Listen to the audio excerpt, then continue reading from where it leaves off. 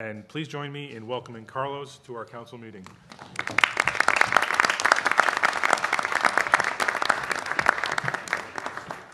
Good morning, everybody. And let's see, I don't want to ruin your iPad here, but we'll try it anyway. Good morning, thank you. Ron, thank you for the very kind introduction. Good morning, everyone. It's really a pleasure to be here, particularly at NYU, which is really doing some amazing building and growing. It's exciting, by the way, they're growing in Brooklyn, because that's where everything grows these days, in Brooklyn. But it's very exciting. Thank you to the board for inviting me. This is actually my first keynote as the new president of the Building Congress, so go easy on me, at least in the beginning. And really want to thank, of course, your co-chairs, Matthew Driscoll, who's doing a great job at the New York State Department of Transportation, and Putnam County Executive Mary Ellen Odell, and of course your Executive Director, Jose Rivera. It's really exciting to be here with two very dear friends of mine, of course, Purnima Kapoor, from City Planning, and Commissioner Polly Trottenberg, who both ladies are really changing the way we are building New York City, and I thank you both for your service. Ron gave you a good intro on who the Building Congress is. We are a membership-based organization. I like to say if the MTA goes there, then we represent you, so clearly you are all constituents of ours.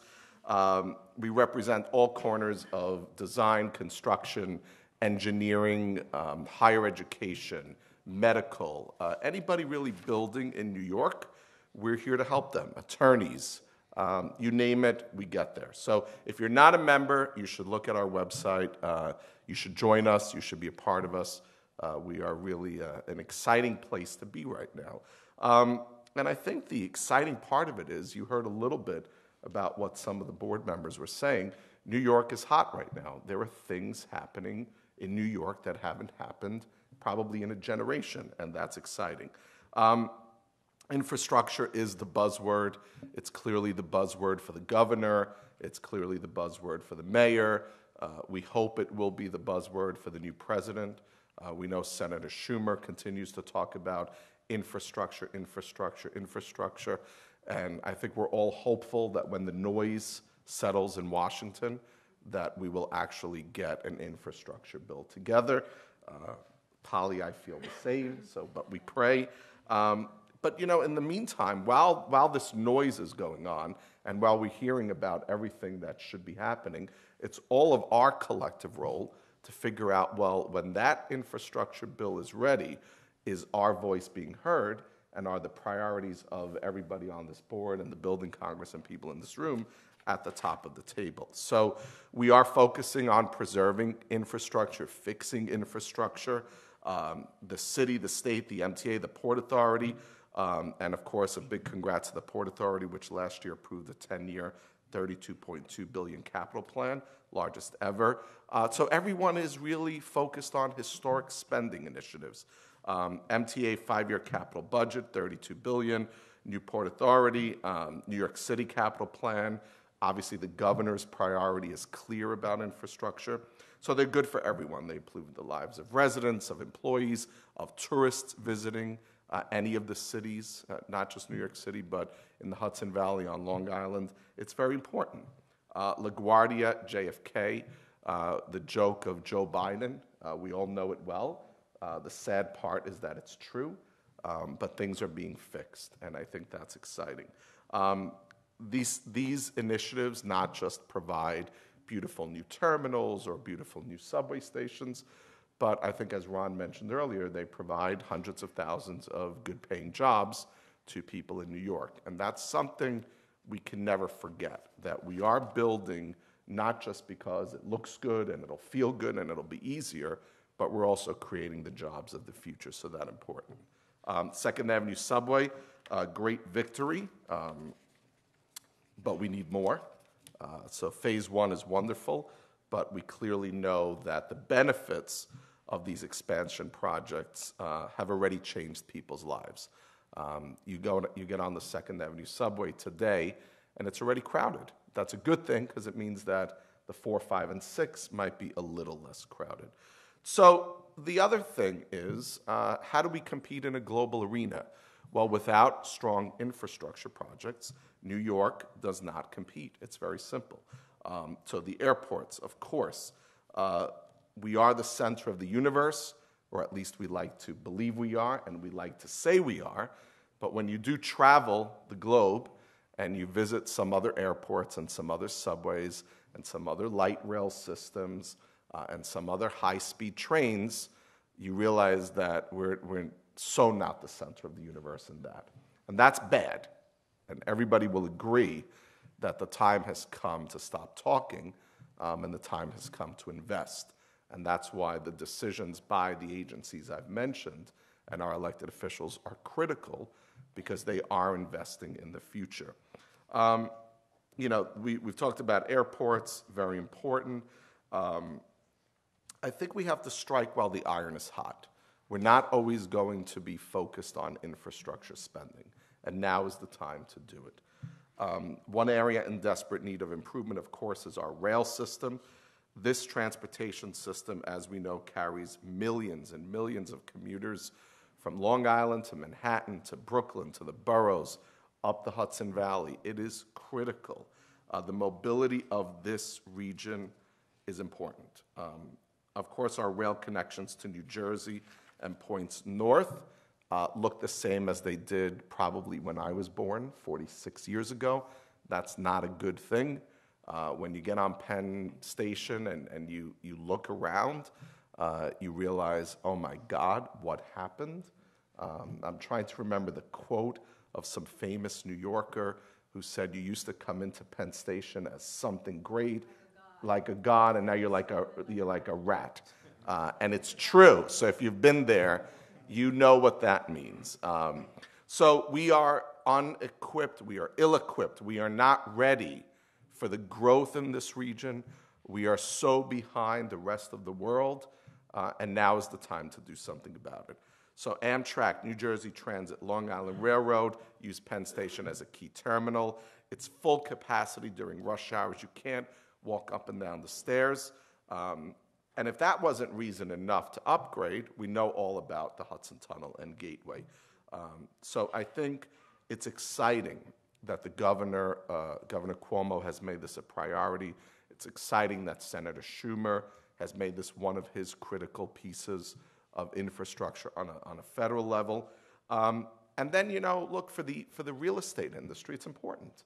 You look at everything happening around the West Side. So it's more than just the infrastructure spending. So now you have hotels and residential and office space and Hudson Yards and Brookfield and all these things. Well, folks, without investing in infrastructure, you could put up these big buildings and they look great, but no one's going to be able to get in and out of them, and that's important. Superstorm Sandy showed us another piece of this, which is not just that they're old and tight and decrepit, but that the safety of people, and that a storm can come in and really affect a place. So we saw what happened with some of the commuter tunnels. We saw what happened with the R train tunnel between Brooklyn and Manhattan, the L train for people in Williamsburg or on the east side, Lower East Side of Manhattan.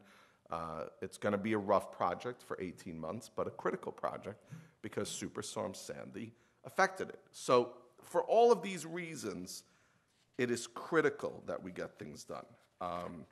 So a couple of pieces of infrastructure that are happening, and while it may seem like we're always talking about them, we have to continue to talk about them, because until they're finished and until we're all there and happy, they're not done. So Moynihan Station, very critical. You travel across the world, you see these grand stations.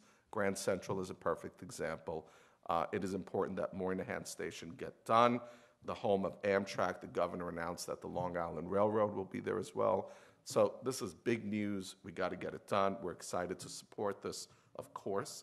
Amtrak Gateway continues to be at the top of everybody's federal priorities. We are actually leading a delegation of members to Washington in the late spring to talk about infrastructure. Gateway continues to be a critical component of that, which is important. West Side access for Metro North Railroad, a tough project. I think, people complain that, oh my God, this is taking so long. But if they actually knew the magnitude of what was being built and what is coming out of that, they would understand why it's taking so long. And then the Penn Station Vision Study is very important. And I think the time now with Moynihan and Gateway and improvements at Penn, it's a critical time to look at that whole part of Manhattan and the West Side, and how are we integrating Hudson Yards and the new Brookfield operations and Penn Station and Moynihan, really all the way down to Grand Central. How are we really envisioning that area, and that's important. So these projects will alleviate the stress of an overtaxed rail system, overcrowding, and confusion. I mean, let's be honest. How many of us have been to any of these places I've talked about, and you get totally confused when you walk in? So all of this will not just add to a better commuting experience, but less confusion as you walk in and out of there. New York is a grand place. New York is the place of the future, of vision. So all of these things will help solidify our reputation worldwide of being that person. And I think that's important. And it's good to see that government officials are really focused. So we've got some big projects being discussed. We've got some big projects in the ground. To me, that's tiny. That's what we know, right? We all know of these projects. But we have to have our eye out for the projects of the future, the ones our grandkids will benefit from. So a phrase I like to use is there are the projects of today that we know, there's the projects of tomorrow that we hear about and that are really starting out. But then what are the projects of the day after tomorrow? What are we looking at for the future? 30 years from now, when we all go to ribbon cuttings, well, what are we going to be cutting if we're not starting discussions today on these grand future projects? People forget Hudson Yards was talked about for 40 years, and we're now just in the midst of this. So it is important that today we start thinking about the day after tomorrow. If we're going to be forward-thinking as a city and the state, it's time that we look at areas that maybe do not always get the top priority. So you heard I am a Brooklyn boy, and that is a borough that proves you can do incredible things in construction outside of Manhattan. We've proved it. It's why as soon as I started at the Building Congress a few weeks ago, I said, and one of my staffers is here, Andrew Hallwick, that we are emphasizing that we are a 5-borough organization, at least to start. So we have to have a 5-borough agenda. So we love Manhattan, but there is a lot of opportunity out there. Purnima would know this better than most because she helped create some of those opportunities when she was leading the Brooklyn Office of City Planning. So, Coney Island or City Island, great opportunities. If you're building affordable housing in Hudson Yards, eventually you should be able to do it in Sunnyside Yards.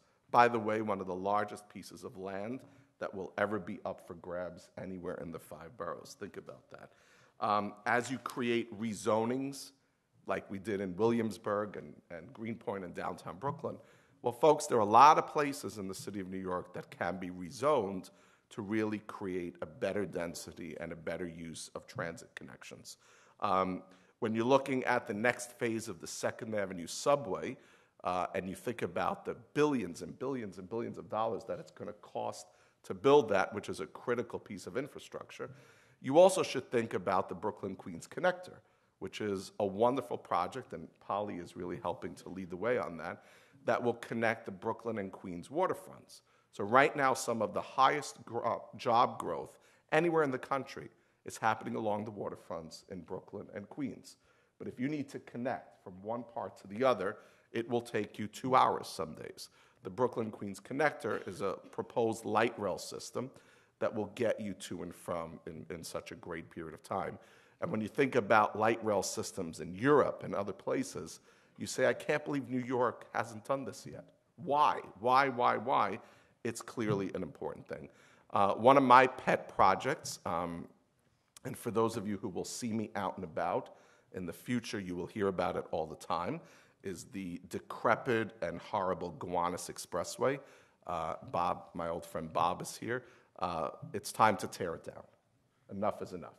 Tear down the Gowanus Expressway, build a tunnel, open up Sunset Park, Red Hook. You know, by the way, you'll see some laughs or questions up here because some people love this project and some people get nervous about it.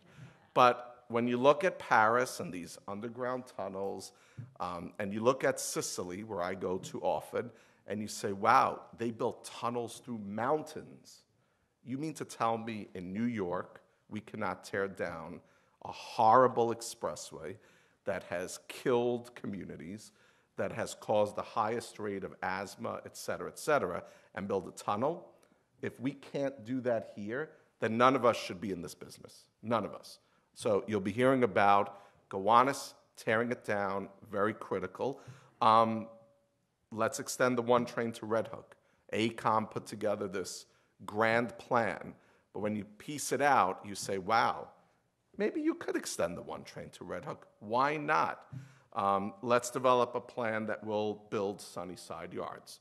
A lot of stakeholders there, but there's a lot of smart people in this state that can put that deal together. Let's create an innovative mass transit solution for the North Shore of Staten Island. Very important.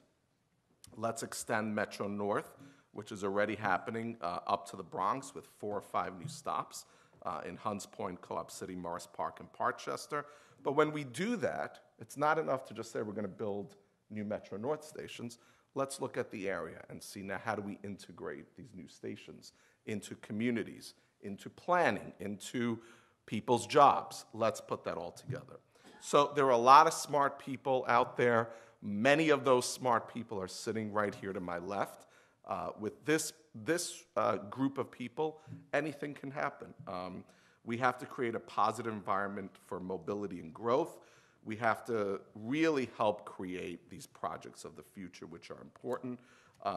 You know, what is the next Hudson Yards? What's the next Atlantic Yards, et cetera? And by the way, when you look at Manhattan, what are we thinking about the future of Manhattan? Yes, we know most of Manhattan is built, but there are still places in this city that you can have smart growth and really some smart future projects. So together, we have to get this done. It's easy to talk about a crucial part of the process. Obviously, it comes from our government officials, both on the city, state, and federal levels. For example, the Building Congress has urged the City of New York to take a more strategic approach to capital spending, capital planning, and strategic priorities. Much of the city's $8 billion in annual capital spending is reactive. Unfortunately, it has to deal with the problems of today.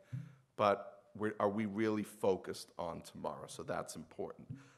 Imagine if the city adopted a process that forced it to combine, consider, and define its long-term priorities. It could begin to really include visionary projects that we've talked about into the capital program. So we've asked the city to look at a 20-year capital needs assessment that we will support and be a part of and help, by the way, so that we can all focus on the long-term needs. 20 years, to me, is tomorrow, right? If we look back 20 years ago, we say we can't believe how fast. And that way, we could really have a fully funded capital planning program. It's good for not just the city, it's good for all the stakeholders, the state, federal, MTA, Port Authority. Very important to build tomorrow. And then there are pieces of legislation that are critical. So New York State, it's such a simple question, but New York State must make it a priority to finally approve legislation to give the City of New York design build authority. It's simple. It's got to happen. It's got to happen tomorrow. As somebody who drives the BQE often, the triple cantilever project in Brooklyn Heights that I know is at the top of the commissioner's agenda, without design build, it is going to kill communities in Brooklyn. Kill them. Kill them. The traffic, the number of years, and the amount of money that this thing will cost will be nuts. So design build, very, very critical. Construction manager at risk, critical. Permitting a greater and wider use of public-private partnerships, which we've seen have worked on some great projects that are happening now. These are things that we all need to come together and get done. It's good for business. It's good for building. I think as we look at East Midtown rezoning, which is really happening, it's a top priority for the coming year. We should all come together and get that done. We have to look at former manufacturing areas, but not just in New York City, but across the region. What are we doing with these? Yes, there are some places where new manufacturing is happening, and that's great, but not everywhere will be the next hub of fashion or the next hub of food making. Some of them will not come back to their manufacturing glory. What are we doing to get those places up and running? Again, as we look at residential in the city and the region, are we really focused on places where there are great transit connections? You know, I live in a neighborhood called Dyker Heights. You may know it because it's known for the Christmas lights. We're very popular at Christmas time. But there is a corner of this area that borders Borough Park and Sunset Park. You can get on a D train or an N train express. If you got on an N train at 62nd Street, Pat, you'll know this, and Bob, you'll know this, you will get to Union Square in 20 minutes. If you got on a D train express, you'll get to the Barclays Center in 18 minutes. And yet, you come out of the station, and what do you see? Old buildings, empty lots, old factories, et cetera, et cetera, et cetera. That should become a hub of one of the next potential future zonings. I mean, you don't have to build subways. By the way, the D train was just fixed, and the N train is being done. Imagine that. Quick subway rides already built. And there's, I'm sure, many of these across the region that we're not looking at. So, obviously, cutting through red tape, big challenge. On the city level, the DOB commissioner, Chandler, has been amazing, and he's been working closely with many people in the industry to help them navigate, and clearly that is a priority across the state to really cut through the bureaucracy. Public approval process are critical, but the costs become nuts. How can we work together so that the projects that the governor and the mayor and the federal government want done can get done in an expedited, of course, with proper channels and safety, et cetera. So everything costs money. So while it's great to talk about billions and billions of dollars, it's also nice to know that we have the money to do it. So I think we need to really focus on looking at dedicated revenue streams to fund these infrastructure needs. Move New York plan, if you haven't read it, you should. It's a very fascinating idea that the Building Congress supports, and I think as we move forward with it, can add revenue for some of these funding, particularly for the MTA and city DOT. And then, you know, we're currently in a building boom. Things are going well. You know, we just issued a report that you should read. It's on our website, has some great numbers. You know, when they say that things might be softening a little in New York, you still realize that we're so ahead of anywhere else that if it went down by 3 or 4%, it doesn't matter because we're still building at rapid pace. But again, it brings me back to the vision of the day after tomorrow. If we want to continue at that pace, we need to be planning the things that are going to get in the ground 5-10 years from now. Construction spending in 2016 was about $43 billion. First time in city's history ever that we eclipsed $40 billion. That is big, big news. 26% increase for 2015. We believe in 2017 we'll even increase this even more. So, you know, when you look at it all, we're looking at about $125, $127 billion in total spending through 2018, which is amazing. The government is spending a lot of money on public works. We've talked about them. That's expected to reach $12.7 billion, a 56% increase from 2015. And it's going to hit about $14 billion in 2017 and about the same $14 billion in 18. Again, big, big, massive investments in this region. 147,100 construction jobs in the 5 boroughs in 2016. Those are pretty massive numbers. It's an increase of 8,900 jobs from 2015, and it's the 5th consecutive year of rising New York City construction employment. And that's very exciting to see New Yorkers put to work in this industry. Residential and non-residential in construction have been very strong. Residential had a groundbreaking 2016, and with more and more people moving here every day, clearly we know we need to produce more apartments.